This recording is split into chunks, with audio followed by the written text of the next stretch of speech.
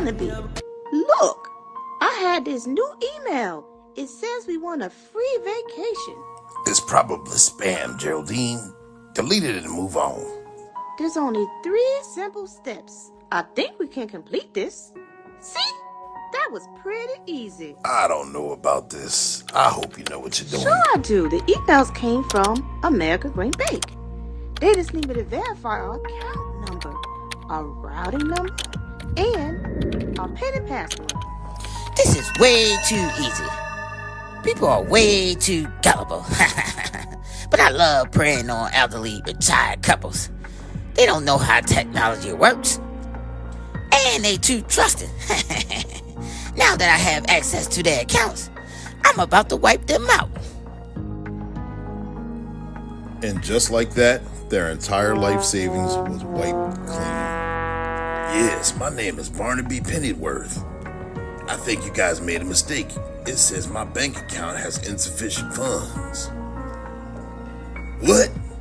Oh no, we're gonna come down there. Well, I got an email from this office stating that we want a free vacation. And I wake up the next morning and we don't have 2 pennies to rub together. Well, Mr. and Mrs. Pensworth, I wish you would have called and verified with us. We could have told you that there is a scam that's been going around. I've already contacted our local police, and Inspector Chase Clarity is on his way here. Miss Lockvault, please help us. Our whole life is coming to an end. Our entire savings are gone. Hiya, Pennyworth. Just gonna get some information here and we'll start the report. Then I'm gonna head right back to the office. This is unfortunate, but this has Chance Wilder's name written all over it. He likes to prey on the innocent. Already ahead of you, Sarge. Got the wiretap on the cell phone and the laptop. Good job. Ooh. Rob you blind. Just with a couple strokes of the keys and a fake email address, man, we was able to get the Pennyworth entire life savings. Hands up, get out of the car. We were able to track you and knew your every movement. Now, you guys are going back to jail, and this money is going back to the Pennyworth. Ooh. Sergeant, be safe. Inspector Chase Clarity. You guys saved the day. You saved our lives and you got our money back. We no longer have to sell our house. You guys are the greatest I know. From now on, I'm going to call the actual company and the police department to verify that the information is real so this never, ever, ever happens again. Well, I'm glad we were able to help them out. Not everyone is so lucky. But in this case, a penny saved is a penny worth. And that's your tip of the day to get you on your way. See you next time.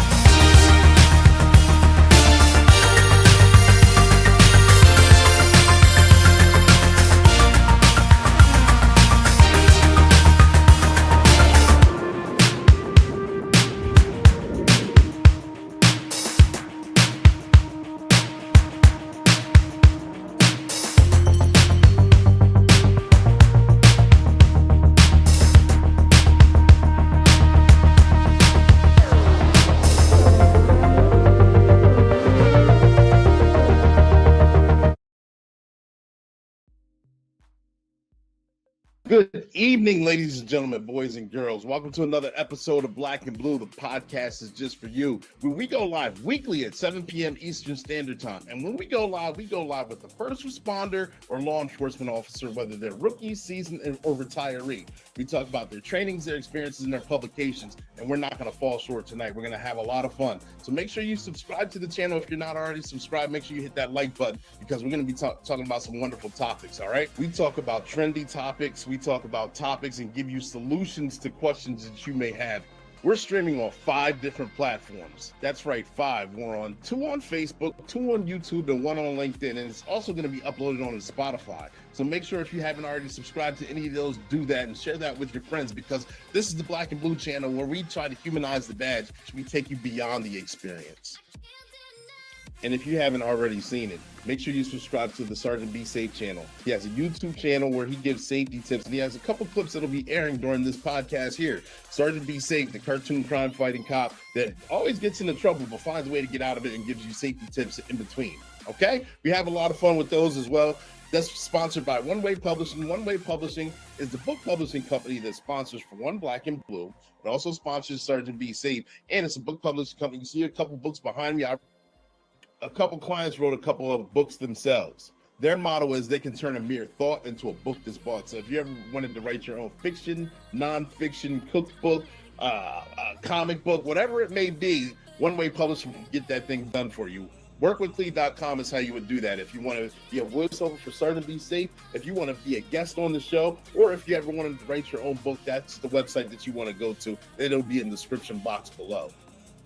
And ladies and gentlemen, I am your host. I am your motivational speaker, your empowerment coach, your author, and your favorite baker's favorite baker. I am Coach Clee. Yes, I'm Clee, Ecclesiastics 302, spelled C-L-E-E, because I'm continuing law enforcement edutainment. I'm the coldest code switching detective, and we're having a lot of fun out here doing it. So if you haven't already done so, make sure you check this podcast.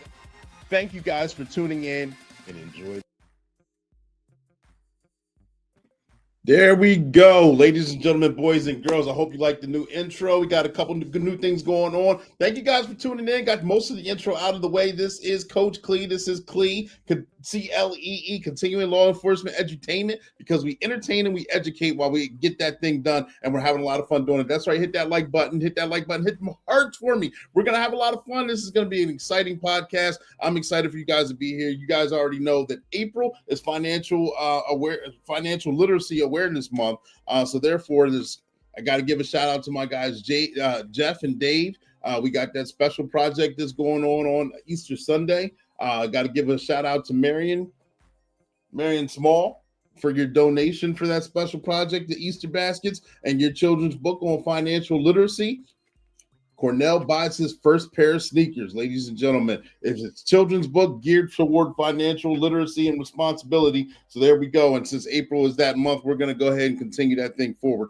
Also, what's on the rise, because you guys know we had the Auditor General in here a few weeks ago, and he talked about the rise on elderly abuse and scams. So if you saw the first cartoon that was on here with Sergeant Be Safe, it's called Penny for Your Thoughts. The Sergeant Be Safe cartoon. It's also on the website. If you haven't subscribed, not the website, the YouTube channel. If you haven't subscribed to that, the Sergeant Be Safe YouTube channel. It's about elderly abuse. You know, they get the phone. Miss Pennyworth, what's her name? Geraldine thought that she got a free vacation when she got the email. Turns out that she filled out all the paperwork, and not Rob You Blind, Chance Wilder stole all their money right from under them. Luckily, Sergeant Be Safe was able to get it back for him. That's a cartoon, of course. You know, that doesn't always happen in real life. And unfortunately, the elderly are targets because for when their credit's good, they're retired.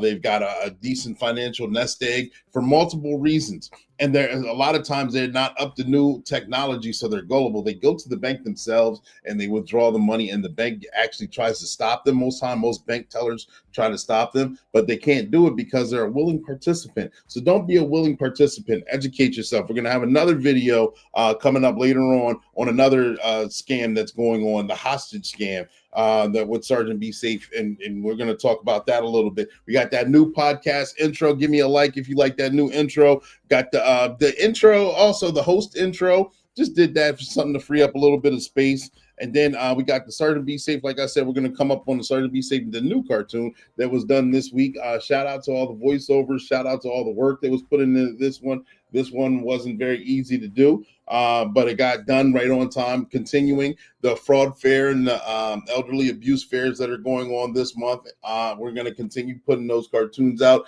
and educating and bringing awareness to that topic because that's such a needed topic. You wouldn't want your family member to become a victim of the scamming, and neither do we. So therefore, share this information to them. Even if you don't share the channel or the cartoon, share the information with them. All right, but Sergeant Be Safe is going to explain another scam that's coming on, and we'll get into the meat and potatoes of this podcast, the reason why you guys are here.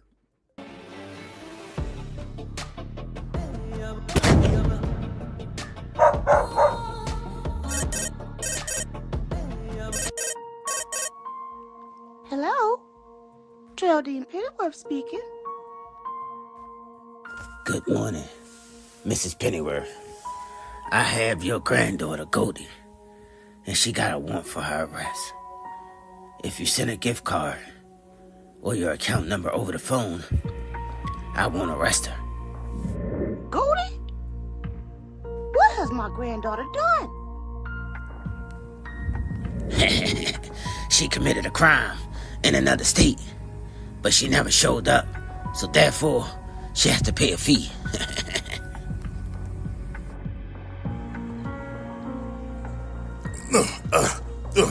Now, Geraldine, before you get all in a ruffle, remember what Sergeant Be Safe I says? will call you back in just 1 minute. I need to get my purse. Make it snappy. Use a family passcode, a word or phrase to identify yourself or to signal danger. Secure connections. Use secure Wi-Fi networks. Last but not least, it may sound simple enough, but trust your gut. Always trust your instincts. We need to call Goldie right now.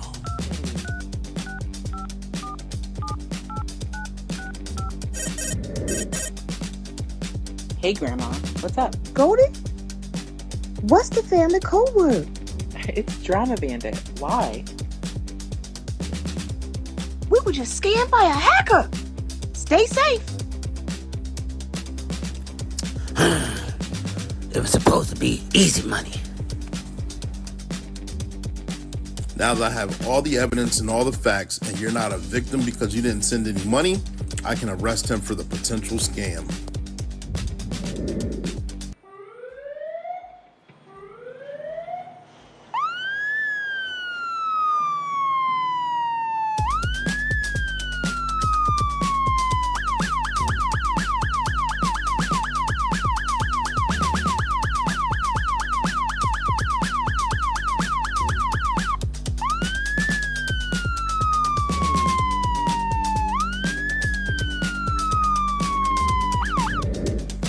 Chance Wilder, you're under arrest. Not again. Back to jail you go. Some scammers just never learn. Nice try, buddy. But I won't be a victim again.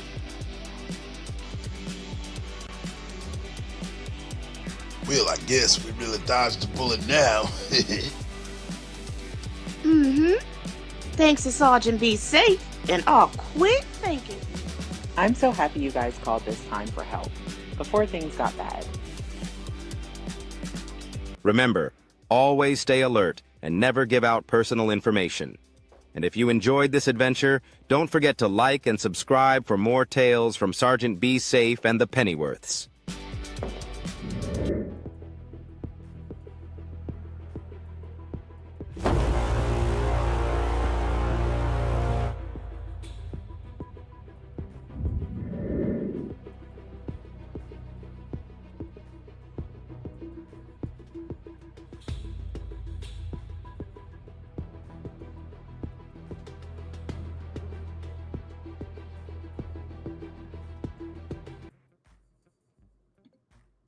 And there you have that. That one was inspired by the fraud fair I did a few weeks ago. You guys saw the pictures of that at PSECU. When I had to do that presentation, someone came up to my table and asked me how come family members don't give out passcodes, or not passcode, but family passwords? Okay, not passwords like you think, but like a word or a phrase used only within the family to either identify themselves as other family members or to identify that there's danger. So therefore, let me explain.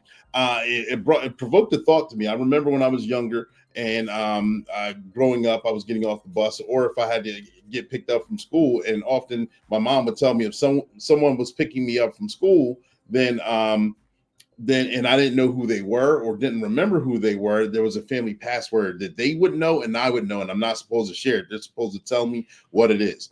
And so therefore, if they would pick me up, they were supposed to say the code word, which was nightlight at the time. And when they said the code word, then I was to know it's okay to go with them, as opposed to not. If they didn't say anything, then I would know that there would be danger. All right, fast forward to 2025. Same thing, same scenario with families and the scammers. Okay, the hostage scam, where someone calls the elderly and says their grandchild is in some sort of danger, has been arrested, has a warrant for their arrest, or something to that effect.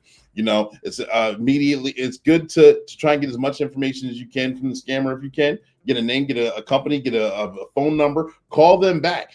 Don't tell them that you don't want to do this on the first phone call. Hang up the phone and call them back, or call that family member. If it is your grandson or granddaughter, in this example, it was her granddaughter. She hung up the phone, called the granddaughter. They had the family code word. She gave her the code word, and she knew that it was a scam, and they were able to do that. In this case, of course, this was a happy ending, but not all cases are like that. So make sure you guys protect yourselves and share that information. All right, that was another one by Sergeant Be Safe. But we're going to jump into the meat and potatoes. We got law enforcement topics coming up here. We're talking about the evolution of law enforcement. We're talking about the hardships of it. We're talking about where we see ourselves going with this genre of law enforcement, because it is evolving, it is ever changing, and with the strenuous ways things are done, and with less and less people wanting to come into the occupation, it has to evolve and change somehow. So here's just a little clip on just some hints, topics, or current trends, and then right after that, we'll get right into the interview with I know you guys want to see the two instructors from Savage Training Group, and they were great and phenomenal instructors. But before that, we'll do this.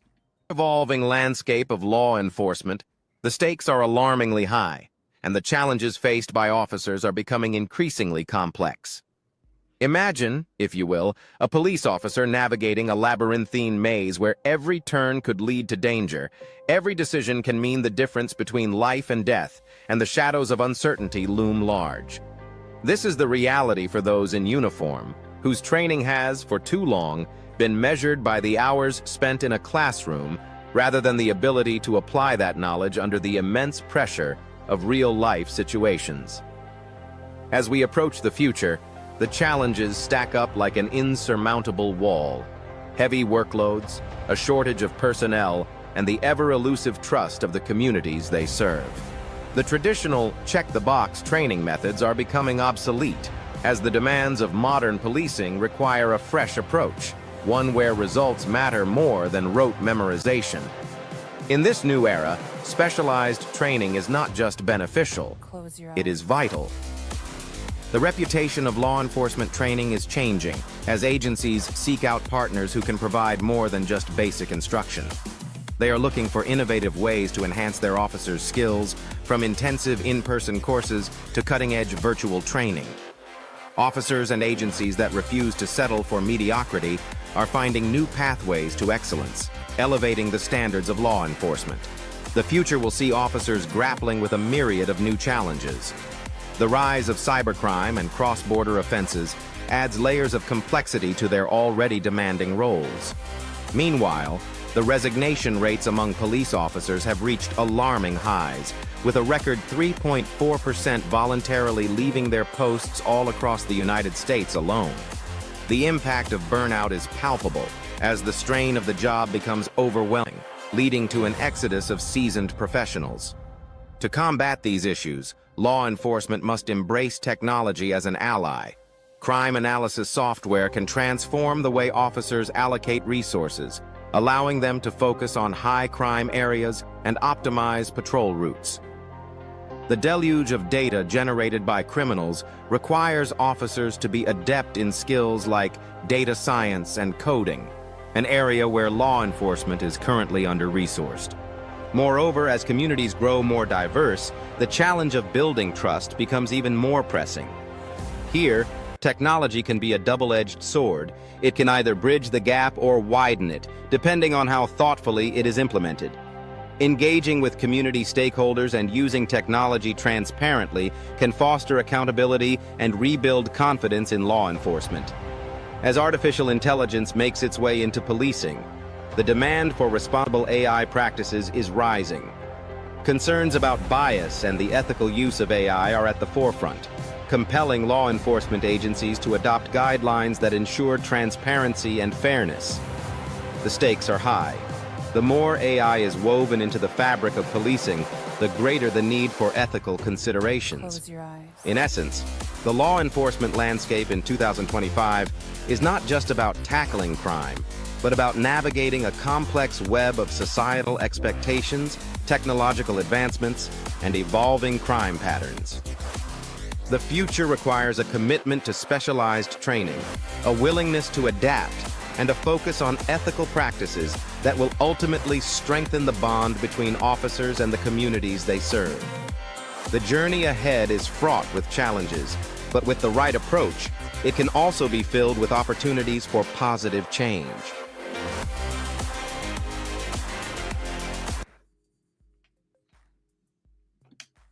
There you have it. Let me know what you think about that in the comment section. I see Rich is in here. Thank you for tuning in, Rich. Not every single person's name on LinkedIn will show up on on this feed, but we are streaming from multiple different platforms right now. So if you do want that shout out that you're looking for, put your name and where you're from in the comment section. But yes, that's the police AI narrative, some of the positives and some of the negatives that are currently going on in the culture for law enforcement. So therefore, check it out for yourself. This video is also going to be posted up separately sometime throughout the week. But we talked about elderly abuse here.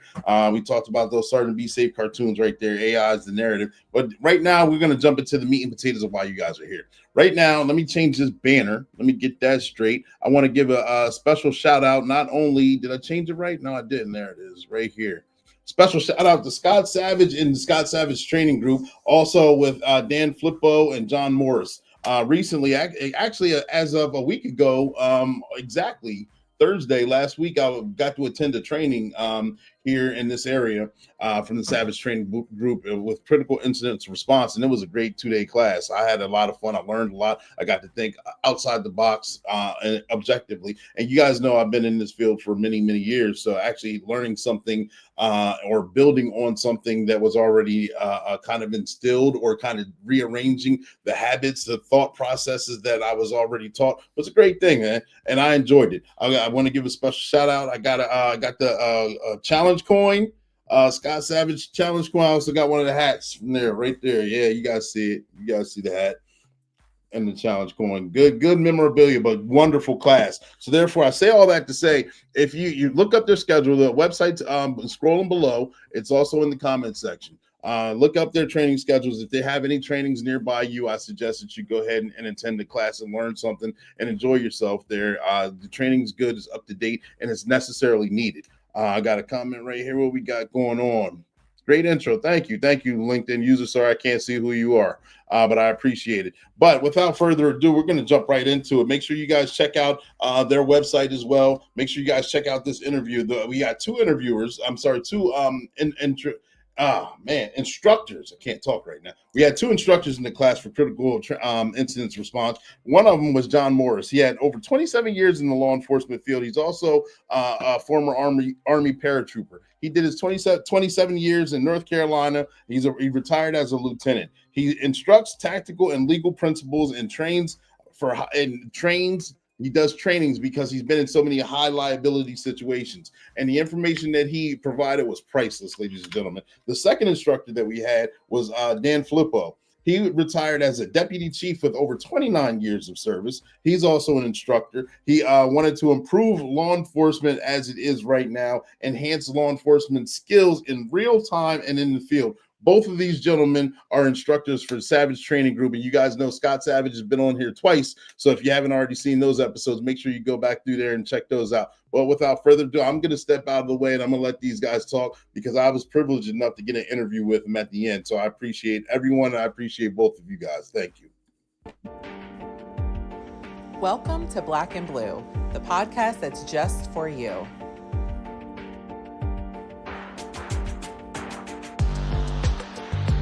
We bring solutions to everyday problems. We are here to humanize the badge. By interviewing first responders and discussing their trainings, experiences, and publications.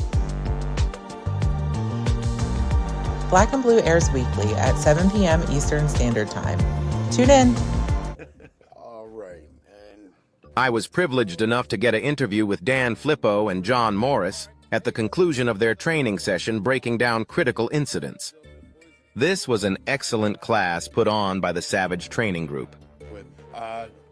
Dan, would you like to go first? Could you please introduce yourself and tell us what gave you the burning desire to actually get into law enforcement? Yeah, hey, my name's Dan Flippo. I'm a trainer with the Savage Training Group. I was a police officer in the city of Santa Cruz for about just shy of 30 years. It's interesting. I thought I was going to be a school teacher, and my oldest brother, 6 years older, hey Greg, he became a cop when I was younger, and I saw that he enjoyed the job, and I always had a passion. I wanted to really kind of help others do something with a greater sense of purpose, and I think that's what I was going through college, trying to get ready for being a teacher, when saw what my brother was doing, and then a lady, I was working with this, working with a lady that, this high school surf group, and she said, you'd make a good cop, and my uncle works at Santa Cruz PD, and you should probably test. And I'm like, why not? Let's give it a try. I did, and here I am. So yeah, and that's kind of cool though. Started off wanting to be a teacher, had a great career as a law enforcement officer, and check it out, now getting to teach men and women all over the country. It's amazing. It's an amazing opportunity. Thank you. John, you want to take that question? Yeah, absolutely. I'm John Morris from Savage Training Group, and I spent 27 years in law enforcement in Winston-Salem, North Carolina. I grew up in California, so I've got a connection to California. But, it's kind of funny. I was bouncing around in high school with stuff I wanted to do with my life. I've always been an athlete, a physical guy. I like to play football and, always involved in physical sports. And my older sister at the time was dating a guy who was in the local police academy. And I kind of thought, this seems like a pretty cool job. And he talked about how he got to drive fast and put his hands on people. And I was like, I've always had a passion for people and dealing with people. I knew I couldn't do math very well. I wouldn't have been a good, anything to do with math. And, I wasn't a great student. So after high school, I took criminal justice classes for a year in college at local community college and really enjoyed it. But this new college really wasn't my thing, and wasn't a good enough athlete to compete at that level. So I decided to go in the military. Spent 4 years in the Army and as a paratrooper, and with the intent to get out and just get into law enforcement. And stayed in North Carolina, loved the city of Winston-Salem, and was happy to spend my 27-year career there. Just did a lot of cool stuff over my career. Super diverse career. I was able to work in all the areas of passion, but more importantly, I was able to become an instructor at a very early age in law enforcement, and taught for over 20 years at my agency all the subject matters I like, defensive tactics, physical fitness, patrol techniques, SWAT. But I'm super fortunate to be hired on by the Savage Training Group to really continue the teaching career and still have a connection to law enforcement, because I think what you miss the most when you leave is the people, and it's the hallway conversations and the day-to-day relationships and the joking around, because cops have their own way of joking, right? We have our own sense of humor. So I can come into a room of cops and people still get my sense of humor, but it's just an honor to be able to do this. Thank you both for your answers. I appreciate it. I truly do appreciate it. Love hearing the backstories on how everyone gets into law enforcement, why they get into it, and why they have a successful and longer career. Because you hear everyone who gets in and gets out, or just job jumps all over the place. That's a new trend. But I do want to talk about the class that I just got to sit in for the past 2 days. It was a wonderful class. I had a lot of fun. I learned a lot in it. I hope you guys had fun instructing it on critical incidents. We talked about barricades. We talked about hostage negotiations, potentially. We talked about CPR, things like that, containing and point man and reaction teams, and how important they are. Can you guys discuss just a little bit about your trainings? Not too much, because I know you can't give the class away, but just a little bit of some of the things that we touched on. You know, one of the things I think that's exciting about this company is that there's a couple things. I'll talk about the course material, but is this company, every one of the instructors, and I try to say this humbly, is like are subject matter experts in what they teach. So you're not going to have a training outfit that, you know, there's one instructor teaching 10 different classes. Like it's very, very kind of finite. And I think that's what we're very passionate about tactics. We've developed a lot of our career around both in the SWAT world, but then on patrol, our passions for patrol. And so some of the techniques we're talking about, we are big on clarity. How do you make complex calls clear and easy? Somebody asked me once, how would you sum up this class? Lee, you heard it the first 3 days. Leadership, decision making, and sense making. We put those things together, then we can dictate some tactics. We have better resolutions. So the containment, point, react. I'll start with containment. I'll let you finish point and react. Sure. You know, realistically, CPR saves lives. Very simple to remember, but it's also critical roles that if we can get those established early on a call, man, we're getting ahead of the call. So containment, you know, that's just locking something down, denying the mobility of the suspect, and preventing innocents from coming in. What we talk about a lot about in containment, you don't always have to set up containment on a place. What if containment really gives you stabilization through isolation of the suspect and denying his access to victims? So a simple thing in the C of the CPR is, hey, how do I achieve stabilization? And if I can isolate the suspect, I can remove his access to victims. Man, I have time to come up with some good plans and outfox my adversary and increase the safety for the men and women I'm working. Then there's that point react thing. Yeah, absolutely. I'm gonna step back for just a second and say, you know what, the adrenaline rush about law enforcement, there's so many things in that career that I love about the adrenaline, but it's not the driving fast, it's not the use of force scenarios, it is controlling the chaos. When you can go to a scene and you can control that chaos, that's just such a rush, and it just gives you such a sense of satisfaction. That's what CPR does. CPR is that overlay that allows you to control the chaos, and containment's is a huge part of that, because if we can't contain the scene, we can't control anything. But your point officer, the P in that is that point officer. That's the first officer on scene.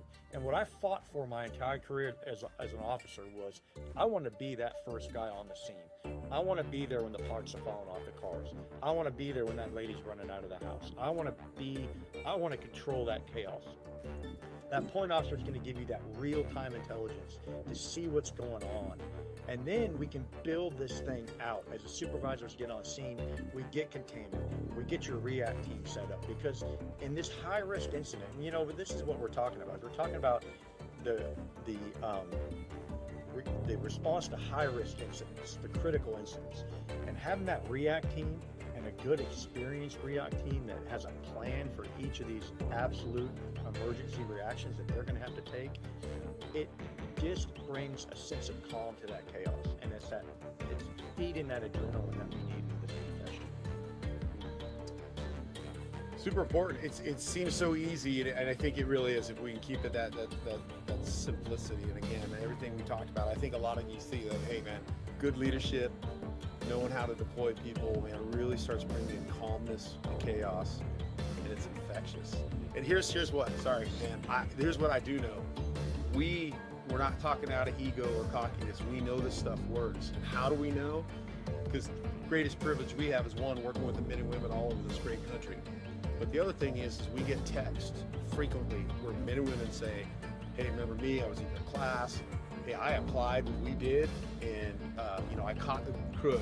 We had one guy, brand new deputy, that ran a shots fired domestic violence call. He got on scene, and his sergeant's like, keep running it, Boot. You're doing a great job. Then the lieutenant got on scene later, is like, man, you crushed that call. He had this incredible sense of confidence, and I was honored. I'm like, dude, thanks for sharing, because then that look, it seems simple, but if you can put these things in place, then you know what you're trying to achieve, get some good plans going. It works. And I was so stoked for this young officer to be like, man, I did a thing, and I got some recognition for it. Man, that's awesome. That's awesome. And that's keeping And that's keeping that guy in this profession, right? When you go there and you win and you're recognized by your supervision, that's just keeping that cop in this profession. And that's what we need in this day and time with like you said, Cleve, bleeding people out of this profession. That's a win. And if we can keep doing that, gosh, a huge victory. Yeah, that's great. I'm happy to hear it myself.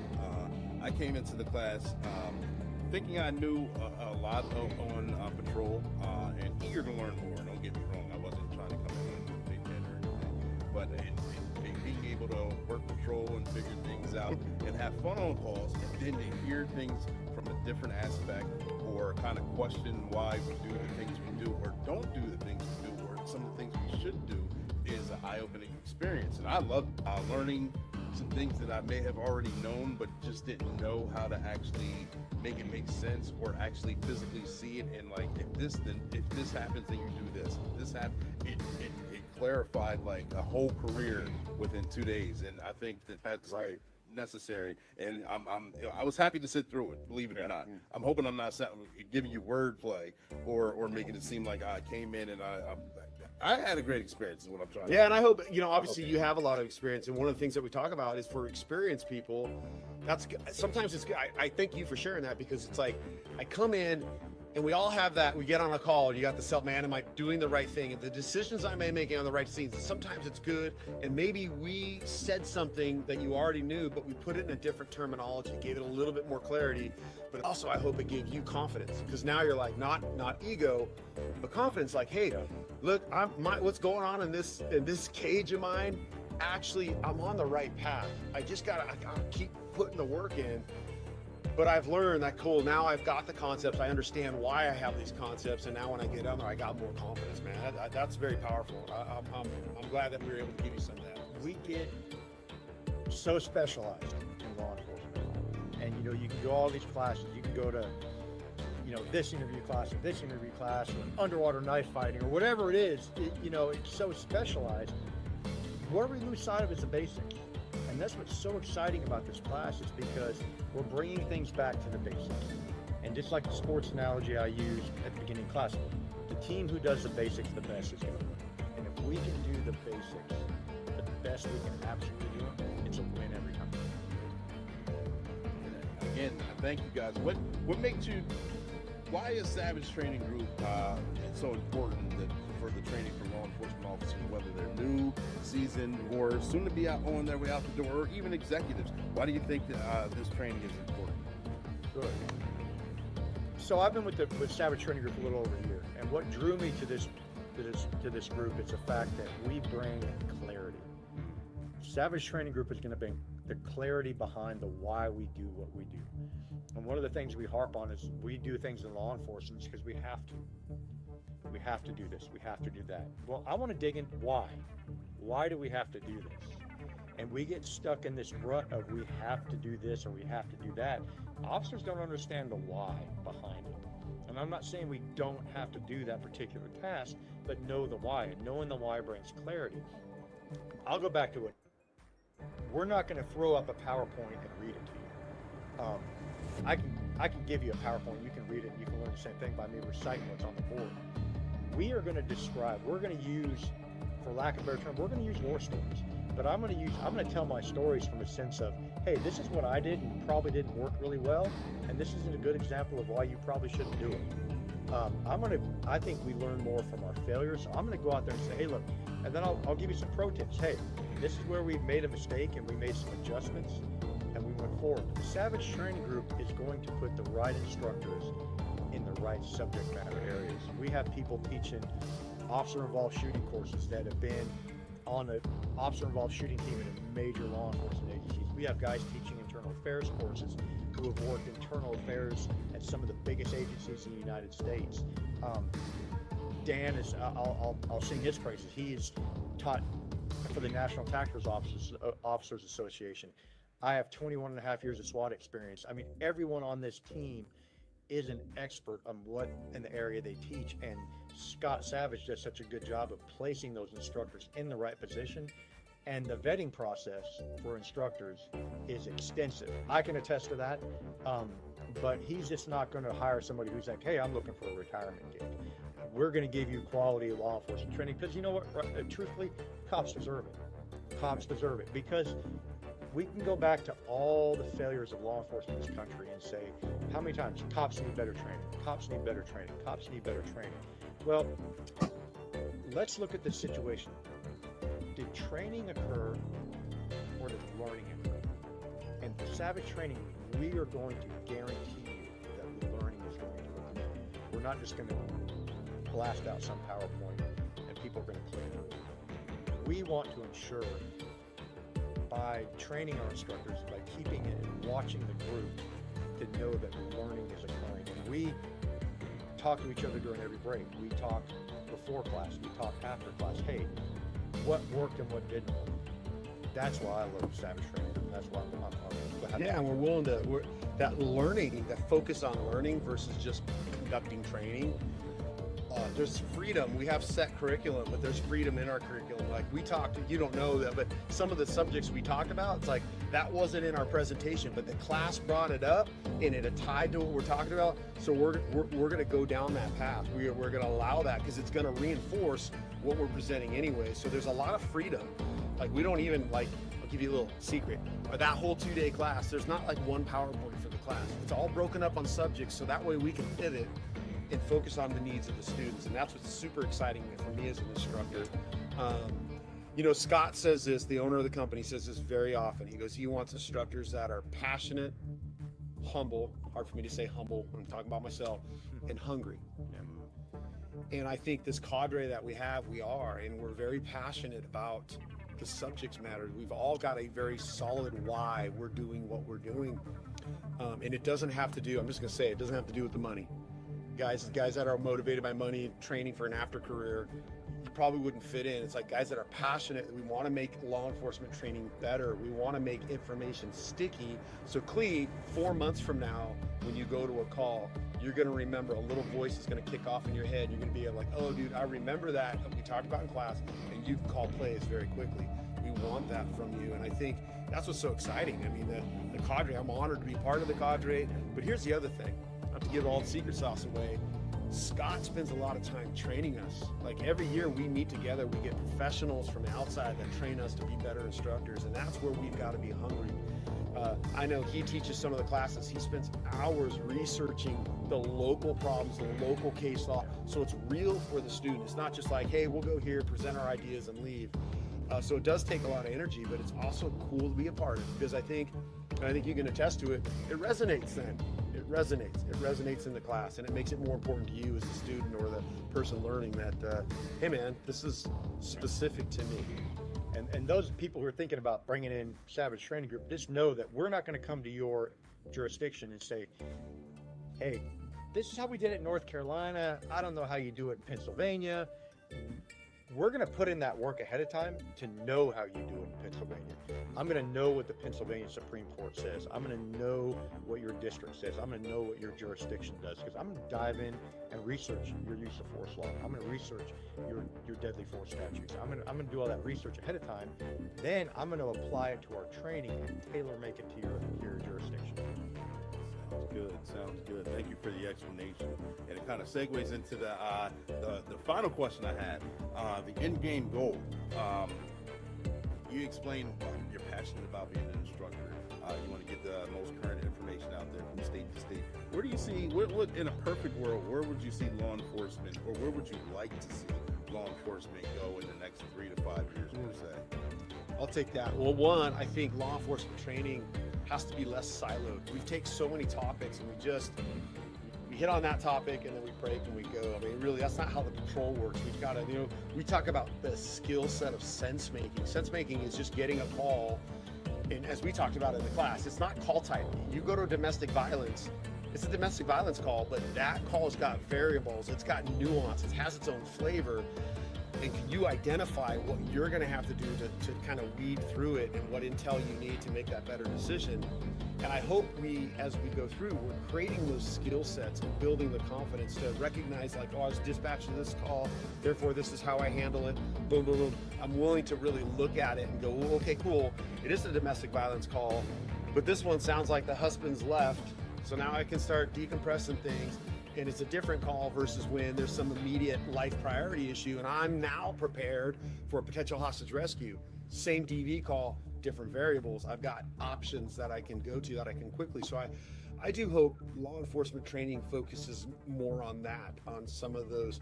And that's hard. One of the things also is, for lack of a better word, patrol's getting younger and younger. It's always been young. But we're losing people to retirement and not as many people are signing up, and we've got to figure out a way. That's why through our filters thing, we're trying to figure out a way. How do you take that 15-year vet, all the experience, the ability that they can make quick decisions and come to conclusions like, oh, I know this, this, and this. I can weigh thin slice, as Malcolm Gladwell says in his book Blink. I can take information, quickly make a decision, and then and come to some resolutions, man. And that's so in our filters things, that's what it is. It's almost like that matrix. I wish that law enforcement, we can make it so kind of simplified and clear that we can just plug into that recruit's thing and then they can quickly make decisions. And hopefully you saw that clean in the class, that we're things that we're presenting, even though it's a complex problem, how do we simplify it to make quick, easy, confident, and thought out, tactically sound decisions. That's honestly where I hope law enforcement and training goes to more and more. And then the other thing we talked about in class is knowing the why. Remember we talked about, we'll give all the secret sauce away, when we were talking about high-risk car stop. Why do we do a high-risk car stop that way? And a lot of people, you get blank, well, they know why they do it and how they do it, but why are we doing these things? And what if I understand the why, that if my variable changes and the car's in a different position, or if it's against a wall and I can't put in the normal formation, it's fine, man. If I know the why, I can make adjustments on the fly and I can still try to accomplish the goals of the why of that training and apply it. And I hope that's where we can get in law enforcement training, that people clearly understand the why, because I can take the test. Here, I'll finish with this. I always joke, there's nothing worse than a person that's been to one tactical course. Why? Because they try to take that tactic and apply it to everything. Well, if I can understand more things and I have a deep understanding of the why, well then I can go to a call and I go, well, it isn't this, but I can adjust it to get to here. And that how do we quickly get these and God bless the men and women that are joining this job in this modern time. It's a tough job, and cops, I think you'll agree, starting off, what they have to do, they're twice, if not three times the cop I was as a young 21-year-old, way back, as he says, back in the 1900s, right? Back in the 1900s. But so it's like, how do we take care of our young people and our old people, but how do we quickly get them up to speed? Because experience is great, but life is too short to experience all the experiences that are going to get you where you need to be. So we need to take training, decompress it, in some aspects, simplify it. Sounds easy, but then allow them to be able to have confidently come to quick decisions and know why they're coming to those decisions. At the end of the day, as we talked about in class, them being able to articulate it, because sometimes we're not so good at that. Absolutely. I can sum it up, and ditto to all that. I can sum it up with my take on it is back to the basics. We have gotten over-specialized in law enforcement for too many years, and being a cop in the 1900s, I saw such a trend in law enforcement when we got really, really basic, and then we got really specialized. We started to branch off into all these special units, and we tended to tailor our training to that and got very specialized into some niche things that we didn't need to be into, or we didn't need training all the cops. Because let's step back. What do we see on the news? What do we see on the news when it breaks bad and it's on the news? We see the beat cop. We see the guy in patrol. We see the guy who's responding to that call. And he's not doing the basics correctly, or he or she is not doing the basics correctly. So we need to get back to the basics and say, okay, let's train our patrol division. We need to train them in decision making. We need to train them in sense making and going to a scene and realizing, what do I have? But now there's so many factors that are coming into play with law enforcement, especially when you get in the realm of use of force. We have pre-force conduct. We have failure to intervene. And we're not training our officers in these areas extensively. We have states that are rolling out new use of force policies, and they're throwing new deadly force policies rather, and throwing it out to officers in a PowerPoint. That's not adequate and that's not fair to those officers. Because what's happening now in the trend in law enforcement is cops are not, quote unquote, losing their house. They're losing their freedom. We need to be very, very distinct in training these guys in the basics and putting this in academy training and spending time in the academy on case law, on the legal stuff, and what these guys can and can't do. Now, taking that we've extensively taught them and apply it to their day-to-day life and their day-to-day life and patrol, and how to make sense of what's going on and how to make that decision, because their supervisor is not going to be in every single fight. That's the training that needs to occur, and that's the shift we need to make right now. Gotcha. Thank you both. You answered all my questions. You did a tremendous job. And again, thank you for the instructional piece. These past 2 days have been phenomenal. Thank you, Clea. Honor. Thank you, Clea. Cool, man. That was awesome.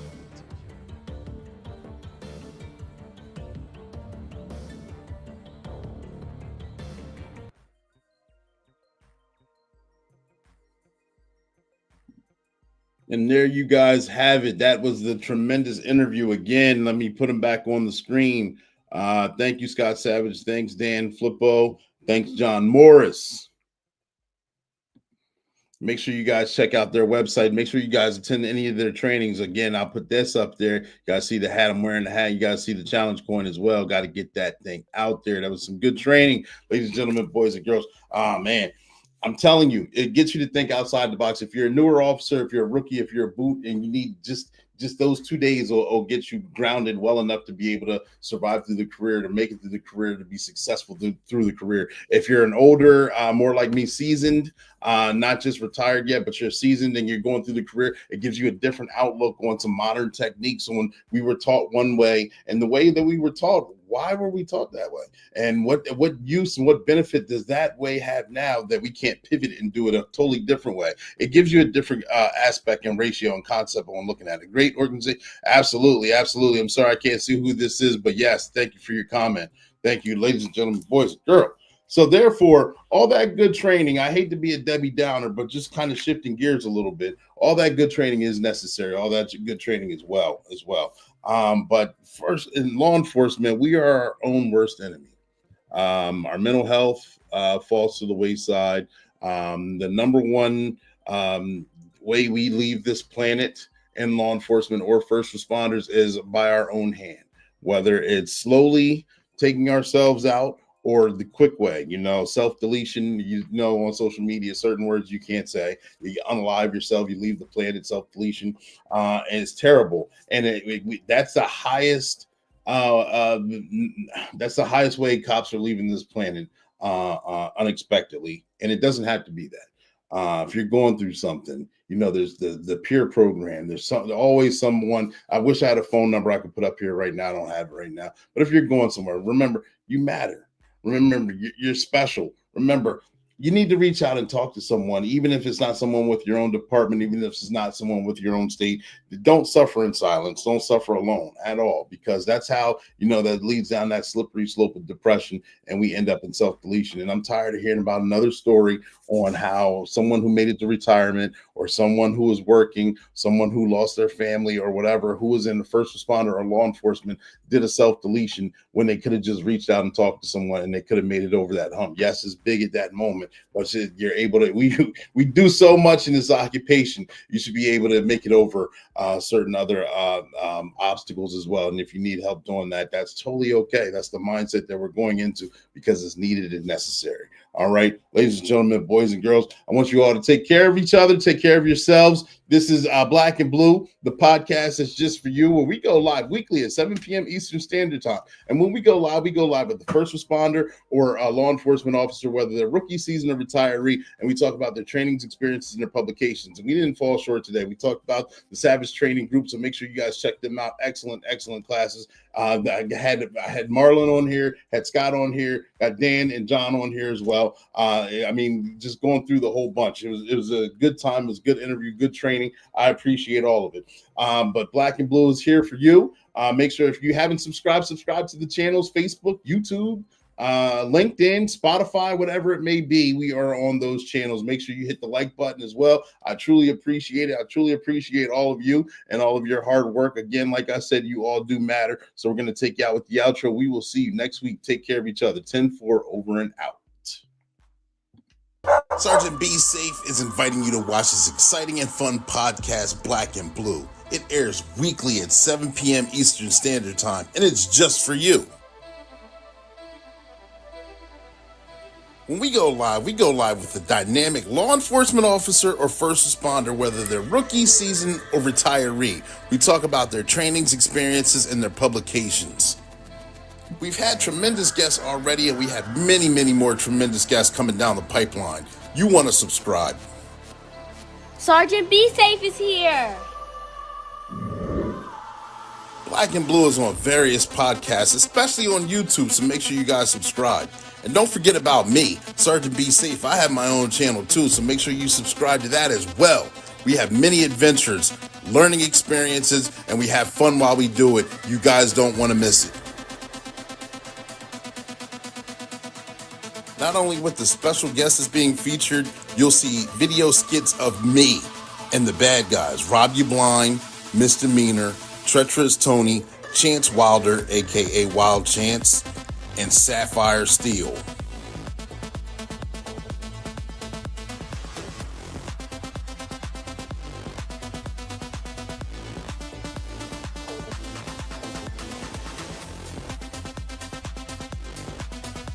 And that's your tip of the day to get you on your way.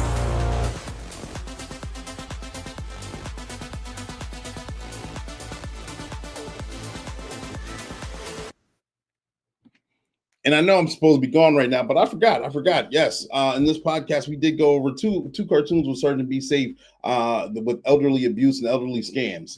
The scamming, Penny for Your Thoughts, and the scam in the Digital Shadows, where it's the hostage scam and then the free vacation scam. So check those out. Share that information, even if you don't share the YouTube channel. Share that information because elderly scams are on the rise. Again, April is Financial Literacy Awareness Month, so make sure you teach your kids something. We're going to be doing that. My guys, Jeff and Dave, we're going to be doing something special on Easter Sunday with Easter baskets, along with the donation from Marion Small and his book, Cornell Buys His First Pair of Sneakers, which is a children's book on financial literacy. And we have some other goodies and things that's going in those Easter egg baskets as well. But I'm not going to give too much away on that. We got to talk about the evolution of where police work, law enforcement is going now, cops and AI, the goods, the bads, and the uglies, and the safeguards that we needed to go ahead and talk about that. We got to introduce and meet John Morris. We got to meet Dan Flippo with the Savage Training Group. And then we guys got to talk about what's going on, how we can become better mentally healthy is the word I'm looking for, as a first responder and law enforcement officer. You guys remember Eric Tung? He was on here a few weeks ago. I want to say the beginning of the month. Well, I got the privilege on being on his podcast as well. So we actually aired the same day. His launched today sometime. I'm not exactly sure what time. But if you want to check his channel out, if you're on LinkedIn, Eric Tung, you can find his channel. If not, I believe he's at Apple Podcasts. And the interviews up there. It's not the podcast. His podcast isn't as long as mine. It gets straight to the point. It's very entertaining. I'm actually going to listen to it as soon as I get off of here. So thank you guys for tuning in. I appreciate all of you. And this time I'm going for real. Thank you guys. Take care of each other. 10-4 over and out. I'm not a bad cop. I never once said you were. It would be real simple if the problem was bad cops. It ain't.